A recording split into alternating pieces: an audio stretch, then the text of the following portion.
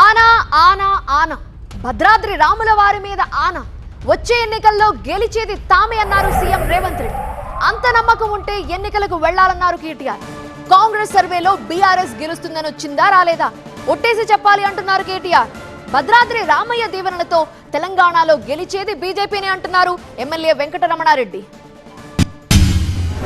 182 శాసనసభ నియోజకవర్గాలలో 117 సీట్ల పైన గెలిచి 117 అంటే 117 శాసన సభ్యులను గెలిపించుకొని రెండవసారి తెలంగాణ రాష్ట్రంలో ప్రజాపాలనను కాంగ్రెస్ ప్రభుత్వాన్ని గెలిపిస్తాం.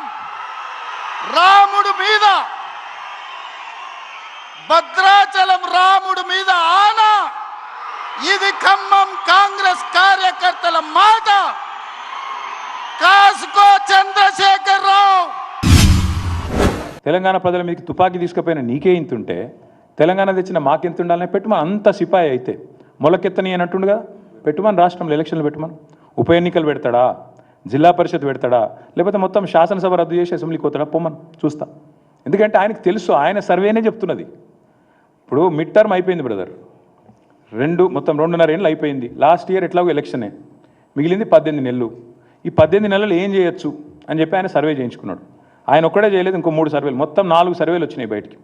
4 సర్వేలు గంటా పదంగా చెప్తున్నాయి. రేవంత్ రెడ్డి సర్వే కూడా స్వయంగా చెప్పింది 78 సీట్లతో బీఆర్ఎస్ అధికారంలోకి రాబోతుందని రేవంత్ రెడ్డి చెప్పి సర్వే చేయించుకుంటే అందులో కూడా వచ్చింది.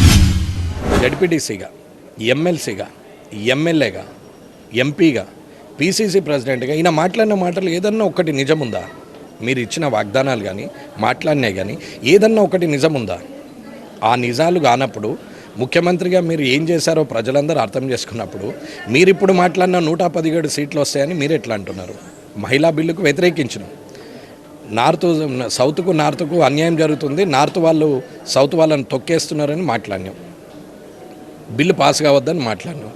మోడీ గారి మీద మాట్లాడినాం. ఇవాళ మళ్ళీ ఎట్లా మాట్లాడుతున్నా అంటే ఆ బిల్లు పాస్ అవుతుందని మొదలే ఎక్స్పెక్ట్ చేస్తున్నట్టు కదా. ఈయనకు సంఖ్యాబలం అంఖ్యాబలం ఏం లేదు, జనం ఎవరు నమ్మట్లేదు.